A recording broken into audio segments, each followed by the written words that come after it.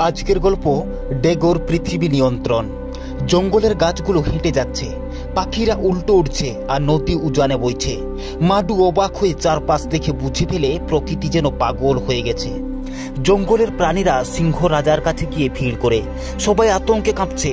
তবে মাডু বলে, ভয় নয়, খোঁজ নিতে হবে এই রহস্যের পেছনে কে আছে। এক বৃদ্ধ পেঁচা জানাই পাহাড়ের চূড়ায় কিছু একটা বসানো হয়েছে। সেই যন্ত্র থেকে চৌম্বক তরঙ্গ ছড়াচ্ছে, যা প্রকৃতিকে উল্টো করে দিচ্ছে। মাডু নিজের তৈরি উড়ন্ত লতা দিয়ে পাহাড়ে ওঠার পরিকল্পনা করেও ব্যর্থ হয়। 3 দিন ধরে চেষ্টার পর সে তৈরি করে এক অদ্ভুত উড়ন্ত বাহন।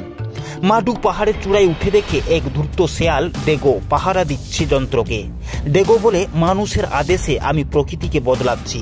মাডু হঠাৎ লতার তৈরি জাল ছুঁড়ে ডেগোকে বন্দি করে, তারপর দৌড়ে গিয়ে যন্ত্রের চৌম্বক চাকাতে আঘাত করে তা ধ্বংস করে দেয়।